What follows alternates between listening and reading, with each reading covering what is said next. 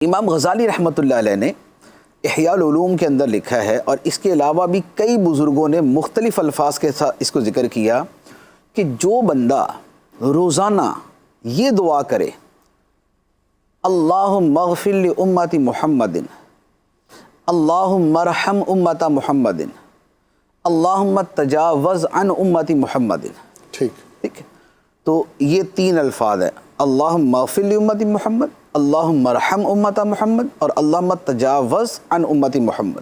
اور بعض میں ہے کہ اللہم فرج عن امت محمد، تجاوز کی جگہ فرج عن امت محمد۔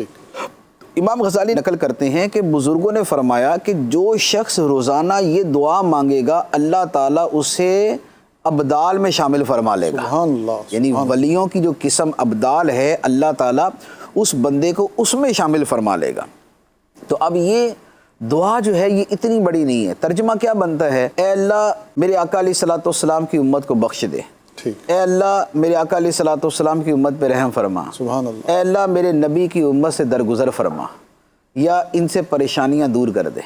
اب اتنی سی دعا ہے، دن میں 3 مرتبہ مانگے تو روزانہ مانگتے رہیں تو اللہ تعالیٰ ابدال کے اندر شامل فرما دے گا۔ سبحان اللہ۔ تو بات یہ ہے کہ اس میں بنیادی چیز کیا ہے کہ دوسروں کے لیے دعا ہے، دوسروں کے لیے بخشش کی، رحم کی اور آسانی کی اور پریشانیاں دور ہونے کی دعا ہے۔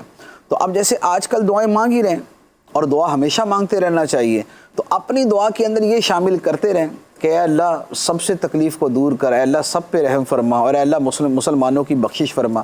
بخشش کی دعا تو صرف مسلمان کے لیے کی جا سکتی ہے، وہ تو غیر مسلم کے لیے نہیں ہو سکتی، لیکن اللہ تعالیٰ ان پہ رحم کرے کہ ان کو مصیبت سے نجات دے اور کفر کی مصیبت سے بھی نجات دے، تو رحمت کی دعا ان کے لیے ہو سکتی ہے دنیا کے اندر، اور ان سے درگزر کی یا مصیبت کی دور کرنے کی دعا یہ بھی دنیاوی اعتبار سے ہو سکتی ہے۔ تو یہ دعا جو ہے یہ بھی اپنے معمول کے اندر شامل فرما لیں۔ اچھا، اب جب دعا کی یہ فضیلت ہے تو جو اعمال ایسے ہوں گے، اللہ، ٹھیک ہے، بہت ایک ہے کہ میں نے گھر بیٹھے بیٹھائے دعا کی ہے کہ اے اللہ لوگوں پہ آسانی فرما دے، ان کی تکلیف دور کر دے، اور ایک یہ ہے کہ میں اس کے لیے بھاگ دوڑ کرتا ہوں۔